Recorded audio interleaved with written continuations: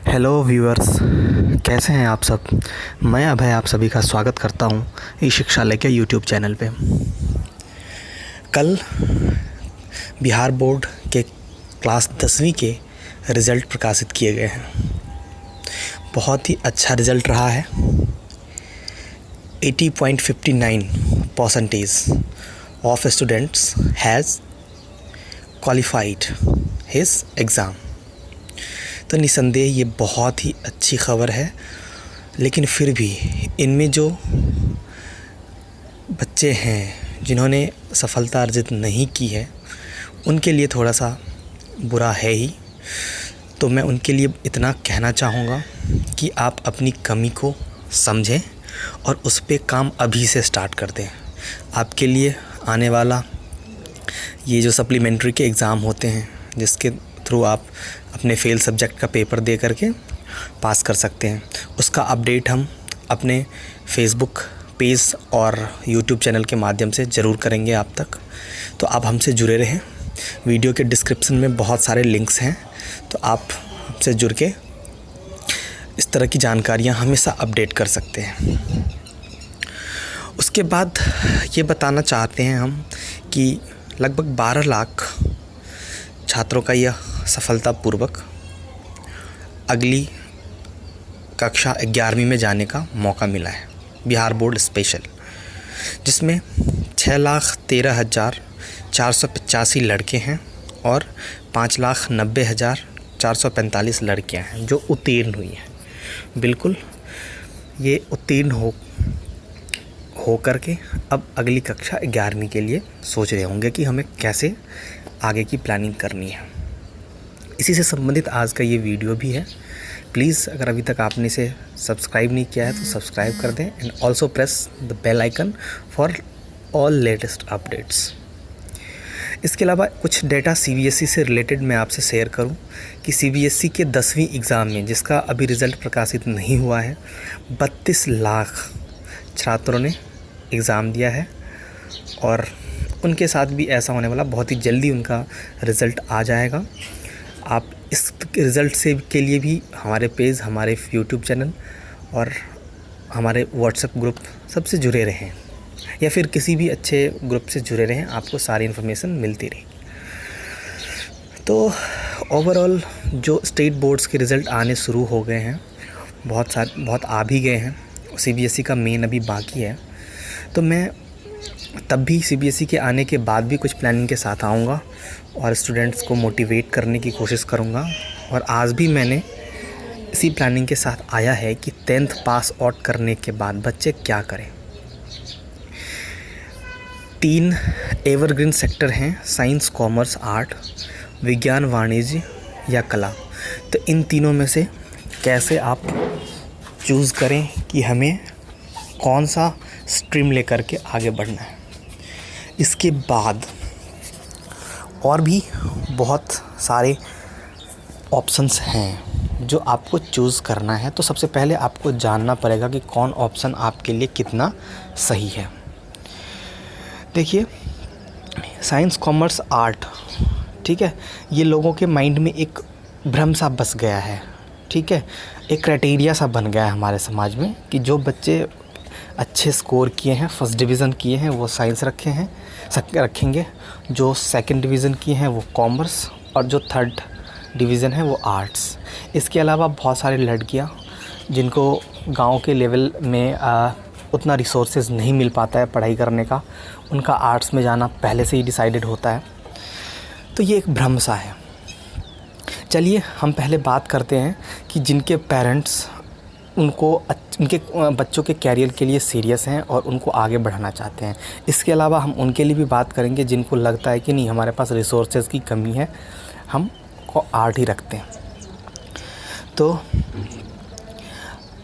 ठीक, अब एक बात यहाँ पे मेंशन किया है कि सचिन तेंदुलकर क्लास 10वीं में फ़ेल हो गए थे, लेकिन यह बात बहुत ही स्पष्ट था कि वो आगे जीवन में क्या करने वाले हैं और उनकी खुद की भी प्लानिंग उस तरह की थी कि नहीं, 10वीं इज़ नॉट मैटर। उनका पहले से ही लक्ष्य निर्धारित था। तो जो बच्चे 10वीं में फ़ेल हो गए हैं, और ये चीज़ उन पे भी अप्लाई होता है जिनको ऐसा लगता है कि मुझे कम मार्क्स आए हैं, ठीक है, फिर भी मुझे साइंस रखना है, फिर भी मुझे इस फील्ड में जाना है, ठीक है। तो ये ज़रूरी नहीं है कि आपका कितना मार्क्स आ रहा है, कितना परसेंटेज आ रहा है, और आप उसके आधार पे निर्णय करें कि हमें किस फील्ड में जाना है। ज़रूरी ये है कि आपको इंटरेस्ट किस में है, कितने सारे ऑप्शंस आपके सामने अवेलेबल हैं, और आप उन ऑप्शंस के हेल्प से अपने इंटरेस्ट को हमेशा वेट कीजिए और फिर प्लानिंग कीजिए। स्वामी विवेकानंद जी का एक बहुत ही अच्छा सा मोटिवेशनल कोट है, arise awake and stop not till the goal is reached. मतलब आप उठो, जागो और तब तक संघर्ष करो जब तक कि आपको लक्ष्य की प्राप्ति ना हो। तो बिल्कुल ये अप्लाई हर एक स्टूडेंट पे होता है, हर एक वर्कर पे होता है। तो स्टूडेंट भी एक तरह का एजुकेशनल वर्कर है, जो जिसे इंटरेस्ट होना चाहिए कि मुझे शिक्षा ग्रहण करनी है, और ऐसी शिक्षा जो हमारे बुद्धि, विवेक और पर्सनैलिटी को डेवलप करे। देखिए 10वीं के बाद बच्चे अपने कैरियर को चुनने, अपने स्ट्रीम को चुनने में, कैरियर को चुनने में क्या क्या गलतियाँ करते हैं। देखिए सबसे पहली बात है इसमें कि वो भीड़ दोस्तों का अनुसरण करते हैं कि हमारा ये दोस्त ऐसा कर रहा है तो हम भी ऐसा ही करेंगे। जैसे मैं अपने गांव की बात करूं, मैं बेसिकली बिहार से हूं, और वहाँ पे बहुत सारे स्टूडेंट्स हैं जो ये करते हैं कि नहीं, मेरे फ्रेंड्स साइंस रखे हैं तो चलो हम भी साइंस रख लेंगे, ठीक है। और एक हमें बिहार से, अपने गांव से बाहर पटना में पढ़ना है, दरभंगा में पढ़ना है, तो हम वहाँ पे उनके साथ रह के पढ़ेंगे। अरे वो तो साइंस रखा है, दरभंगा में रहेगा, मैं भी साइंस रखूँगा, वहीं रहूँगा। गांव के जो सारे बच्चे हैं, इवन उनमें बहुत कुछ टैलेंटेड बच्चे भी होते हैं जिनको फैमिली इकोनॉमिक कंडीशन की वजह से शहर में नहीं जाना होता है, वो गांव में ही रहते हैं। वो सोचते हैं यार गांव में है तो हम कॉमर्स या आर्ट रख लेते हैं। बहुत सारे बच्चे कॉमर्स तो रखेंगे ही, सबके साथ में जाएंगे, कोचिंग अच्छे से पढ़ेंगे, साथ साथ करेंगे। तो ये चीज़ें गलत है। आप अपने अंदर की इंटरेस्ट को पहचानिए।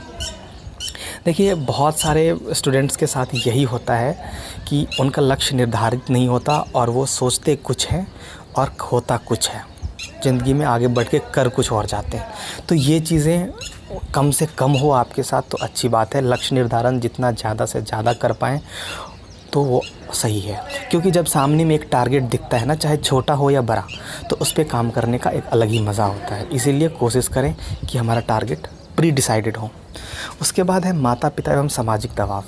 बिल्कुल बहुत सारे बच्चों के साथ उनके फैमिली और सोसाइटी का एक प्रेशर होता है कि नहीं, ये लड़का काफ़ी अच्छा है तो इसे साइंस रखना ही चाहिए, जबकि उसका इंटरेस्ट यूपीएससी होता है, आर्ट्स होता है। तो ऐसा नहीं होना चाहिए। इवन मेरे रिलेटिव्स हैं, उनके साथ भी ऐसा हुआ है, ठीक है, कि वो स्टार्टिंग से ही जाना चाहते थे कि नहीं मुझे आर्ट्स पढ़ना है, पॉलिटिकल साइंस और हिस्ट्री पढ़ना है, लेकिन उन्हें नहीं, भाई तुम्हें फर्स्ट डिवीज़न आया है, तुम साइंस रख लो और आगे बढ़ो। उनके फैमिली की तरफ से ऐसा प्रेशर हुआ, उसका 12th में परिणाम गलत आया, ठीक है। फिर वो आर्ट्स ट्राई किया और आगे काफ़ी अच्छा कर रहा है। तो ये चीज़ें नहीं होनी चाहिए। और तीसरी बात है लैक ऑफ नॉलेज। हमें पता ही नहीं होता कि भाई साइंस है क्या, कॉमर्स है क्या, आर्ट्स क्या है, और इसके अलावा जो दूसरे 10वीं के बाद के कैरियर ऑप्शन है वो क्या है, ठीक है। तो अब हम स्टार्ट करते हैं कि 10वीं के बाद क्या क्या कैरियर ऑप्शन है। बिल्कुल मैंने पहले बताया, साइंस कॉमर्स आर्ट तो हैं ही, ठीक है। साइंस आपको पता ही होगा कि साइंस में आप फिज़िक्स केमिस्ट्री मैथ या फिज़िक्स केमिस्ट्री बायोलॉजी लेकर के आप आगे पढ़ाई कर सकते हैं। फिज़िक्स केमिस्ट्री मैथ पढ़ने वालों के लिए 12th के बाद इंजीनियरिंग का फील्ड खुल जाता है। इसके अलावा और भी बहुत सारे खुल जाते हैं। तो निस्संदेह फिज़िक्स केमिस्ट्री मैथ वाले का सपना एक इंजीनियरिंग भी होता है, जिसमें आईआईटी इंजीनियरिंग हो, चाहे दूसरे अच्छे कॉलेजेस हो, और फ्यूचर में एक अच्छा इंजीनियर बनना हो, ये सपना होता है। तो इस तरह का सपना अगर आपको है कि एक अच्छा इंजीनियर बनना है तो आप साइंस ज़रूर लें। साथ ही आपका साइंस और मैथमेटिक्स में इंटरेस्ट भी होना चाहिए। फिज़िक्स केमिस्ट्री बायोलॉजी वाले बच्चों का मेडिकल लाइन इंटरेस्ट होता है, तो वो आप बिल्कुल सोचें कि अगर आपको सच में डॉक्टर बनना है, नर्सिंग स्टाफ बनना है, मेडिकल स्टाफ बनना है, तो आप 11th में ही फिज़िक्स केमिस्ट्री बायोलॉजी चुनें और आपको बायोलॉजी में इंटरेस्ट होना चाहिए। इसके अलावा कॉमर्स, कॉमर्स बहुत ही बढ़िया प्लेटफॉर्म है। आज के डेट में सबसे ज़्यादा पॉपुलर हम बात करें तो कॉमर्स है, ठीक है। हालांकि मैथ साइंस फर्स्ट मान सकते हैं, लेकिन मीडियम क्लास स्टूडेंट के लिए commerce is the best stream. देखिए, कॉमर्स उनको पढ़ना है जिनको व्यावसायिक गणित, उसके बाद बिज़नेस स्टडीज़, इकोनॉमिक्स, इन सब चीज़ों में इंटरेस्ट हो। फिर आगे उनको chartered accountant, CS company secretary, उसके बाद CMA अलग तरह के courses, cost management, accounting, business से रिलेटेड अगर कोई भी चीज़ों में इंटरेस्ट है तो आप कॉमर्स बैकग्राउंड चुनिए। अकाउंट्स की जॉब अगर आपको करनी है तो निस्संदेह आप कॉमर्स स्ट्रीम चुन करके आगे अपना फ्यूचर देख सकते हैं। तो कॉमर्स आपके लिए बेस्ट है। इसके अलावा ये आर्ट्स स्ट्रीम जो है वो भी बहुत ही बढ़िया है, जिसके प्रमुख जॉब की अगर हम बात करें तो लॉयर, उसके बाद बहुत सारे हाई लेवल कॉम्पिटिटिव एग्ज़ाम्स का ये बहुत ही बड़ा बेस है, जैसे like UPSC, CDS is also part of UPSC, जैसे IS। हाँ, फिर उसके अलावा दूसरे सारे कॉम्पिटिटिव एग्ज़ाम्स रेलवे के आते हैं, SSC कंबाइंड, CGL, CHSL, जो भी एग्ज़ाम्स हैं उनमें ये आर्ट्स सब्जेक्ट का बहुत बड़ा रोल रहता है। इसके अलावा कुछ और भी जो इम्पोर्टेंट कोर्सेज हैं उसे हम डिस्कस करते हैं। साइंस, कॉमर्स, आर्ट के अलावा आप कहाँ जा सकते हैं। मैं बात करता हूँ पॉलिटेक्निक की। 10वीं कक्षा में पास होने के बाद बच्चे mechanical, civil, chemical, computer, automobile जैसे पॉलिटेक्निक कोर्सेज कर सकते हैं। ये पॉलिटेक्निक के कोर्सेज 2 साल, 3 साल, कुछ तो 1 साल के भी होते हैं, जिसे डिप्लोमा भी कहते हैं। तो ये बिल्कुल आप 11th-12th नहीं कर रहे हैं और अगर 2 साल 3 साल वाले कोर्सेज कर रहे हैं पॉलिटेक्निक के, तो वो आपको 12th के इक्विवेलेंट होता है। और जैसे कि नाम ही है पॉलीटेक्निक, इसमें एक से ज़्यादा टेक्निकल स्टडी कराई जाती है, जो आपको काफ़ी ज़्यादा टेक्निकल बना देता है, जिसे आप कह सकते हैं कि जूनियर इंजीनियरिंग का एक प्लेटफॉर्म आपके लिए तैयार हो जाता है। आप जूनियर इंजीनियर बन जाते हैं पॉलिटेक्निक को कंप्लीट करने के बाद। तो ये अभी बिहार के पॉलिटेक्निक का अभी भी शायद कोविड-19 की वजह से डेट एक्सटेंड हो चुका है, तो आप उसे अप्लाई कीजिए फटाफट। बाकी दिल्ली और दूसरे स्टेट्स के अभी भी आने बाकी हैं। उत्तर प्रदेश पॉलिटेक्निक का डेट शायद निकल गया है। तो central government as well as state government इस कोर्सेज़ को अवेलेबल करवाती है कॉमन एंट्रेंस के थ्रू, और आप उस एंट्रेंस का एग्ज़ाम दीजिए। सबका बेस क्लास 10th ही है। आप 35% से ज़्यादा आपको आने चाहिए, मैथ, साइंस और इंग्लिश में मार्क्स होने चाहिए। इस बेसिस पे आप अप्लाई करके पॉलिटेक्निक करके अपना करियर बना सकते हैं, जूनियर इंजीनियर बन सकते हैं। पॉलिटेक्निक करने के बाद फिर आप बीटेक कर लीजिए, फिर एमटेक कर लीजिए। आप बहुत बड़े इंजीनियरिंग का स्कोप देख सकते हैं, बशर्ते ज़रूरी है कि आपको इंजीनियरिंग में इंटरेस्ट हो। दोस्तों, पॉलिटेक्निक के बाद ITI क्या है? देखिए, पॉलिटेक्निक का ही एक कह सकते हैं कि थोड़ा सा डिफरेंट फॉर्म है ITI। कह सकते हैं पॉलिटेक्निक से थोड़ा लेसर फॉर्म, जूनियर पॉलिटेक्निक का जूनियर ITI मान सकते हैं। हालांकि दोनों का इक्विवेलेंट है, दोनों को 12th माना जाता है। ITI जिसने किया है वो भी इंटरमीडिएट का ही स्टैंडर्ड है जैसे पॉलिटेक्निक करने वाले। इवन ITI के कोर्सेज कुछ ऐसे भी हैं जो 10th करने के बाद 6 महीने, साल भर, 1 साल, 2 साल के भी होते हैं। इवन 12th करने के बाद भी ITI किया जा सकता है। ये एक औद्योगिक प्रशिक्षण संस्थान है भारत सरकार का, जो स्टूडेंट्स को कैसे इंडस्ट्रियल एजुकेशन में कम्पीट करना है, टेक्निकल बेस्ड नॉलेज कैसे गेट करना है और टेक्निकल काम कैसे हैंडल करना है, वो है। पॉलिटेक्निक और ITI का स्कोप गवर्नमेंट जॉब में बहुत ही ज़्यादा रहा है। इस प्रेजेंट समय में मैं बात करूं, रेलवे के बहुत सारे ऐसे जॉब हैं जो पॉलिटेक्निक और ITI वालों के लिए आसान है। तो आप ये ना सोचें कि ये करके मुझे बस प्राइवेट फील्ड ही मिलेगा। नहीं, प्राइवेट के अलावा गवर्नमेंट के भी चांसेस उतने ही ज़्यादा आपके लिए बढ़ जाएंगे। अब हम बात करते हैं ITI के वही स्ट्रीम्स की, तो इसमें भी मैकेनिकल, इलेक्ट्रीशियन, इलेक्ट्रिकल, मतलब पॉलीटेक्निक से थोड़े कम यहाँ पे स्ट्रीम्स हैं, लेकिन फिर भी आप इनको कर सकते हैं और आगे बढ़ सकते हैं। लेकिन ITA से अच्छा मैं बोलूँगा कि आप पॉलीटेक्निक कीजिए, क्योंकि वहाँ पे ऑप्शंस ज़्यादा हैं, और फिर ऑप्शंस ज़्यादा हैं तो सब कुछ ज़्यादा है। अब हम बात करते हैं पैरामेडिकल की। पैरामेडिकल भी क्लास 10वीं के छात्र 10वीं में उत्तीर्ण होने के बाद बहुत सारे कोर्सेज़ पैरामेडिकल से रिलेटेड कर सकते हैं, जिसमें ऑब्वियस सी बात है इंटर पैरामेडिकल स्ट्रीम के साथ इंटरमीडिएट करने से वो अगर जॉब चाहते हैं तो हॉस्पिटल में जूनियर एसोसिएट का ही जॉब मिलेगा, जिसमें नर्सेज आ जाते हैं। उसके बाद दूसरे लेवल से इंस्ट्रक्टर्स, असिस्टेंट्स वगैरह आते हैं। तो दोस्तों ये पैरामेडिकल के जो कोर्सेज हैं, कुछ आप नेट पे सर्च कीजिए इनको, DMLT, diploma in medical laboratory technology, इसी तरह से diploma in ophthalmic assistant DOA और diploma in ophthalmic assistants DOT। ठीक है, ये तीनों कोर्सेज जो हैं वो पैरामेडिकल से रिलेटेड हैं। इसके अलावा भी कुछ शॉर्ट टर्म्स कोर्सेज हैं, ठीक है, जो पैरामेडिकल से रिलेटेड हैं। आप उसे करके मेडिकल इंडस्ट्री में जा सकते हैं। आप 12th करने के बाद ही आपको जॉब मिल जाएगा, private as well as government job दोनों का ऑप्शन खुल जाएंगे। ठीक है, और फिर आगे आप ग्रेजुएशन तो कर ही सकते हैं। आगे की पढ़ाई अगर इसमें इंटरेस्ट हो तो इसी सब्जेक्ट्स के साथ आप कर सकते हैं।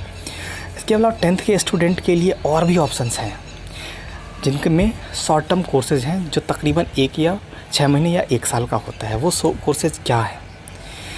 देखिए, छात्र कुछ कंप्यूटर स्किल्स को डेवलप कर सकता है, जिसमें टैली, DTP, ग्राफिक्स जैसे शॉर्ट टर्म कोर्सेज हैं। इनको करके स्टूडेंट्स जो अभी प्रेजेंट टाइम का एक अपॉर्चुनिटी है, एक कंपटीशन है, उसमें extra knowledge, extra skill gain कर सकते हैं और अपने आप को इस्टेब्लिश कर सकते हैं। और ये शॉर्ट टर्म कोर्सेज करने के बाद फिर वो डायरेक्ट कुछ अच्छे और बड़े कोर्सेज में जा सकते हैं, जो निसंदेह इस फील्ड से रिलेटेड है। जैसे कि आपने ग्राफिक्स से 6 महीने की शॉर्ट टर्म कोर्स कर ली 10th के बाद और आपको बढ़िया लगा ग्राफिक्स, आपको आगे उसी में पढ़ना चाहते हैं, तो ये 6 महीने के कोर्स करने के बाद आप ग्राफिक्स के ग्रेजुएशन, जो भी डिप्लोमा कोर्सेज, फिर ग्रेजुएशन कर सकते हैं, फिर आगे और भी पढ़ाई करके काफ़ी अच्छे जॉब गेट कर सकते हैं। तो ये शॉर्ट टर्म कोर्सेज आपको अपनी नॉलेज को इन्हेंस करने के लिए है, फिर आपके लिए ऑप्शंस खुल जाते हैं जिसमें आप आगे बढ़ सकते हैं। देखिए, इसके अलावा ब्यूटिशियन और कॉस्मेटोलॉजी, ये भी एक ऐसा कोर्स है जो 10th के बाद अक्सर लड़कियां इसे प्रेफर कर सकती हैं और इसे कर सकती हैं। Jewellery designing is also a good opportunity. दोस्तों, प्रेजेंट टाइम में ज्वेलरीज़ चाहे आर्टिफिशियल हो या फिर दूसरे ज्वेलरीज़ हो, काफ़ी डिमांड में है। तो इसकी डिज़ाइनिंग बहुत ही ज़्यादा इम्पॉर्टेंट है और बहुत ही ज़्यादा क्रेज़ है इसका मार्केट में। तो आप इसके कोर्सेज करके फैशन डिज़ाइनिंग, फ़ोटोग्राफ़ी, ये भी एक ऐसे फील्ड है, बस ये होना चाहिए कि आपको थोड़ा इंटरेस्ट होना चाहिए। तो ये भी एवरग्रीन कोर्सेज हैं और ये ऐसे फील्ड हैं जो कभी ख़त्म नहीं होने वाले। जब तक अर्थ है, जब तक इंसान है, तब तक उनकी इच्छाएं हैं, विशेज़ हैं। तो beautician and cosmetology, jewellery designing, fashion designing और फ़ोटोग्राफ़ी, ये कोर्स इनसे डायरेक्ट रिलेटेड है। इसीलिए इसे करने वाले बच्चे बहुत ही ज़्यादा अपने कैरियर में आगे बढ़ सकते हैं। 10वीं के बाद और कुछ विकल्प हैं जिनको मैं जाते जाते बताना चाह रहा हूँ। वो ये हैं कि सरकारी नौकरी में ट्राई करना। बस 10वीं बेसिस के बाद अगर आपको लगता है कि नहीं, मुझे गवर्नमेंट जॉब लेना चाहिए, हालांकि ये एक माइंडसेट, आप गवर्नमेंट जॉब लेना चाह रहे हो, बहुत ही अच्छी बात है। आप 10वीं कर लिए हो और आगे करो, 11th करो, 12th करो, ग्रेजुएशन करो, तो हर एक बेस पे गवर्नमेंट जॉब है। आप अच्छा गवर्नमेंट जॉब गेट करो, ठीक है। लेकिन फिर भी कुछ बच्चे 10वीं के बाद से ही सोचने लगते हैं, तो उनके लिए ये विकल्प है, आप 11th में एडमिशन ले लें और साथ ही अपने इस जॉब के लिए फ़ोकस हो जाए। जो जॉब है मिलिट्री और पैरामिलिट्री में कांस्टेबल, जनरल ड्यूटी एवं अदर्स जो भी पोस्ट्स हैं 10वीं के बेस पे हैं, उसके लिए आप तैयारी कर सकते हैं। अगर हम बात करें इंडियन आर्मी की, तो उनकी बहुत सारी अलग अलग जगहों पे अलग अलग समय में रैलियां हुआ करती है जो 10वीं बेस पे होती है, और आप उसके लिए अपनी फ़िज़िकल स्टैंडर्ड का मेज़रमेंट एवं अपनी एफिशिएंसी वहाँ दिखाएं। आप अच्छी दौड़ की प्रैक्टिस करके जाएं और जो भी उसके क्राइटेरिया है उससे रिलेटेड भी अगर आपको नॉलेज की ज़रूरत है तो आप प्लीज़ कमेंट कीजिए, हम उस पर एक अलग से वीडियो बनाएंगे। हालांकि आप नेट पे यूट्यूब पे बहुत कंटेंट पड़े हैं, आपको पता भी होगा कि क्या है इंडियन आर्मी का। ख़ास करके गांव लेवल पे तो ये बहुत ही ज़्यादा डिमांडिंग है और बहुत ही ज़्यादा लोगों के जहन में होता है, तो आपको पता होगा। तो आप अपनी प्रैक्टिस अभी से स्टार्ट कर दें और आप चाहें तो 1-2 साल में आपको इस तरह की जॉब मिलिट्री और पैरामिलिट्री में लग सकती है। इसके अलावा भी कुछ ग्रुप डी लेवल के पोस्ट्स हैं जो क्लास 10th के बेस पे लिए जाते हैं। आप उनके लिए भी कॉमन एंट्रेंस की प्रिपरेशन कर सकते हैं और 11th-12th किसी भी स्ट्रीम में करें, आर्ट्स से ही करते रहें, कॉमर्स किसी भी में करें, लेकिन आपको अगर इसमें इंटरेस्ट है तो इसके लिए आप एंट्रेंस की तैयारी करें, अलग से थोड़ी सी पढ़ाई करें और आप इसमें आगे बढ़ सकते हैं, जॉब गेट कर सकते हैं, जो कहीं ना कहीं आपके कैरियर के लिए बुरा नहीं है, अच्छा ही है। आज के डेट में अगर आप प्रैक्टिकल फील्ड में चले जाते हैं, थ्योरेटिकल, क्योंकि education system almost theoretical concept है, ठीक है। जैसे कि अगर हम बात करें, मैंने इसे ऐसा क्यों कहा, एक बीटेक और एक MBA या कोई भी फील्ड ऐसा है, आप आँख उठा करके देखिए तो उसमें ऑलमोस्ट स्टूडेंट ऐसे हैं जो अपने जॉब से सेटिस्फाइड नहीं है। वो कुछ चाहता कुछ और है और उसके साथ मिलता कुछ और है। बीटेक की पढ़ाई करने के बाद जनरल कंपटीशन की पढ़ाई कर रहा है, बीटेक की पढ़ाई के बाद ओला का ड्राइविंग कर रहा है, बीटेक की पढ़ाई के बाद इंजीनियर नहीं कुछ और काम कर रहा है। तो ये चीज़ें कहीं ना कहीं हमारे यहाँ शिक्षा की गुणवत्ता और उस स्टूडेंट की भी जो कैपेसिटी है, उसकी लर्निंग पावर थी, उसमें उसने व्यक्तिगत रूप से अच्छे से मेहनत नहीं किया, तो इसे भी दर्शाता है। लेकिन ओवरऑल अगर बहुत सारे बेरोज़गार हैं जो बीटेक करने के बाद वो जॉब नहीं कर रहे या उनको इंजीनियरिंग फील्ड नहीं मिल रहा है, तो हम इसमें अपने एजुकेशन सिस्टम को भी जिम्मेदार मानते हैं। तो ऐसा आपको नहीं करना है, आपको ऐसा काम करना है जिससे आप उस फील्ड में आप 10वीं के बाद 6 महीने साल भर पढ़ाई करके आप जॉब पैसे कमा सकते हैं। आप पार्ट टाइम कुछ देर काम करो, घर से 3-4-5 घंटे काम करके 15,000 रुपये कमा लो, क्या दिक्कत है। नहीं तो अगर आप अनस्किल पढ़ाई करेंगे, आप थोड़ा सा फ्यूचर और प्रैक्टिकल नहीं सोचेंगे, तो फिर आप ग्रेजुएशन कर लेंगे, मास्टर्स कर लेंगे, है ना, MSc, MCOM, MA, BSc, BCom, BA करके तो बहुत सारे आपके सामने हम बच्चे पड़े हैं जो अनस्किल्ड हैं, जिनके पास 1 भी रुपये का अवसर नहीं है, ठीक है। अब वो किसी इस तरह से अप्रोच के थ्रू कहीं के जॉब लगेंगे और वो आगे बढ़ेंगे, तो बहुत ही मुश्किल फील्ड हो जाता है। इसलिए आप स्टार्टिंग से ही अपने इंटरेस्ट को थोड़ा सा समझें और उसको बिल्डअप करें।